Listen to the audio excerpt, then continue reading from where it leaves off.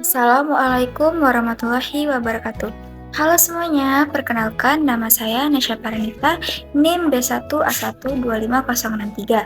Saya dari kelas B, Prodi Ilmu Hukum Fakultas Hukum Universitas Jambi. Di sini saya akan membuat tugas kewarganegaraan, yaitu membahas tentang identitas dan integrasi nasional pada bab 2. Selamat menyaksikan, bye-bye! Jadi, di video kali ini, seperti yang sudah saya jelaskan, saya akan menjelaskan materi mengenai identitas dan integrasi nasional. Materi ini terdiri atas konsep dasar identitas, pengertian bangsa, teori para ahli, sampai pada hubungan identitas nasional Indonesia dengan integritas nasional. Mari kita mulai. Yang pertama, kita akan membahas tentang manusia dan identitas. Menurut Aristoteles, manusia adalah zoon politikon, yang berarti manusia adalah makhluk sosial yang membutuhkan hidup bersama. Dalam kehidupan bersama itu, identitas menjadi hal yang penting. Fungsi identitas antara lain, yang pertama, sebagai pengikat persatuan atau integrasi. Yang kedua, yaitu sebagai pembeda antara satu kelompok atau bangsa dengan yang lain. Integrasi sendiri adalah upaya menjaga kesatuan agar tidak terjadi perpecahan atau disintegrasi negara. Lalu, kita lanjut pada pengertian bangsa dan identitas. Identitas berarti ciri atau jati diri yang baik pada individu maupun kelompok. Secara etimologis, kata bangsa memiliki dua asal, yaitu dari Sanskerta wangsa yang berarti keturunan, lalu dari bahasa Latin natio yang berarti lahir. Dalam perkembangan modern, bangsa tidak lagi dipahami hanya berdasarkan keturunan, tetapi lebih pada kesepakatan sosial dan politik. Nah, selanjutnya yaitu dua konsep bangsa. Ada dua konsep utama dalam memahami bangsa. Yang pertama itu konsep sosiologis antropologis. Konsep ini memandang bangsa sebagai kesatuan masyarakat yang memiliki kesamaan budaya, adat, ras, atau bahasa, dan sifatnya itu objektif dan alamiah. Lalu yang kedua, ada konsep politis. Dalam konsep ini, bangsa adalah sekelompok masyarakat yang tinggal di wilayah tertentu dan tunduk pada kedaulatan negara.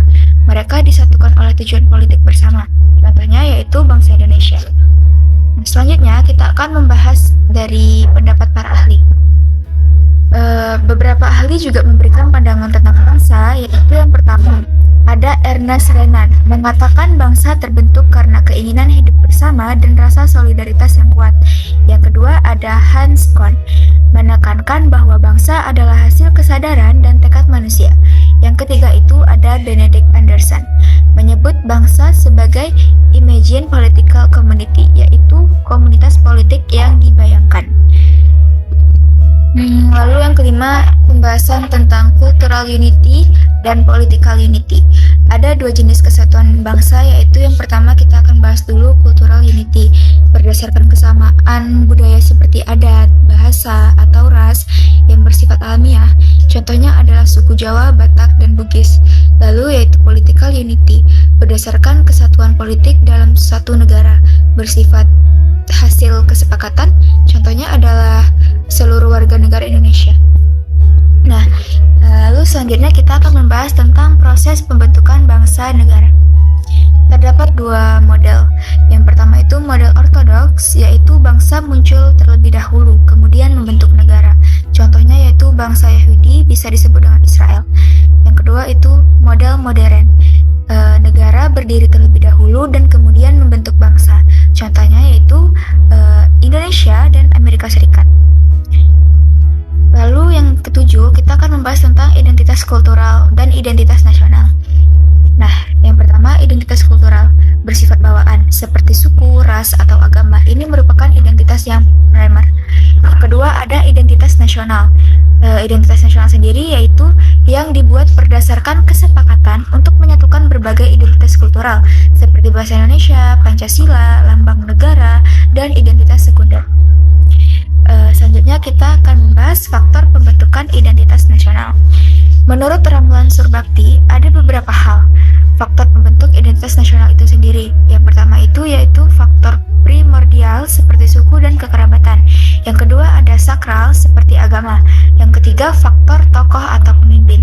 Dan yang keempat ada faktor sejarah, ekonomi, dan kelembagaan negara. Sekarang mari kita lanjut ke pembahasan hakikat negara kebangsaan negara modern disebut sebagai nation state yang lahir atas dasar nasionalisme, yaitu tekad hidup bersama meskipun berbeda latar belakang. Nah, bangsa Indonesia terbentuk karena persamaan nasib dan perjuangan melawan penjajah terdahulu.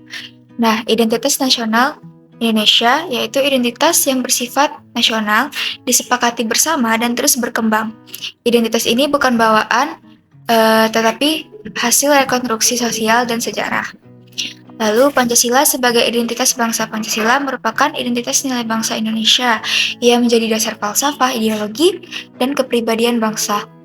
Nilai-nilainya sudah terbukti relevan dalam perjalanan sejarah bangsa Indonesia sendiri.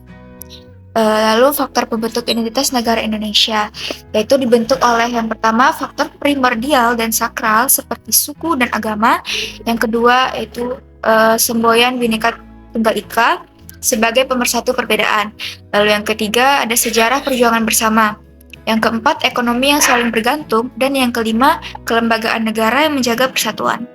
Nah, lalu kita lanjut ke pembahasan simbol identitas nasional. Antara lain, bangsa Indonesia, bendera merah putih, lagu Indonesia Raya, Garuda Pancasila, Bhinneka Tunggal Ika, Pancasila, UUD 1945, NKRI, dan Wawasan Nusantara. Selanjutnya yaitu ada cita-cita dan tujuan negara. Cita-cita negara adalah menjadi bangsa yang bersatu, berdaulat, adil, dan makmur, seperti yang sudah dicantumkan pada Pancasila sendiri. Lalu tujuan negara sesuai pembukaan UUD 1945 mencakup yang pertama melindungi bangsa dan seluruh tumpah darah Indonesia, yang kedua mencerdaskan kehidupan bangsa, dan yang ketiga memajukan kesejahteraan umum. Keempat berperan dalam ketertiban dunia. Lalu yang ketujuh makna dan jenis integrasi nasional, yaitu integrasi berarti pembauran menjadi satu kesatuan yang utuh. Nah, jenis integrasi itu sendiri meliputi integrasi bangsa, integrasi wilayah, integrasi nilai, integrasi antara elit dan massa, integrasi tingkah laku. Nah, selain itu ada strategi integrasi.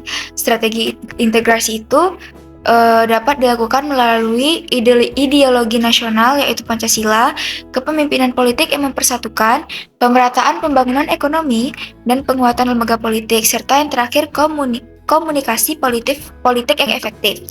Nah, kesimpulan yang dapat disampaikan pada pembahasan ini yaitu tantangan terbesar integrasi nasional adalah konflik identitas yang muncul dari perbedaan latar belakang masyarakat. Karena itu, identitas nasional harus terus dijaga agar tetap kokoh terutama di era globalisasi.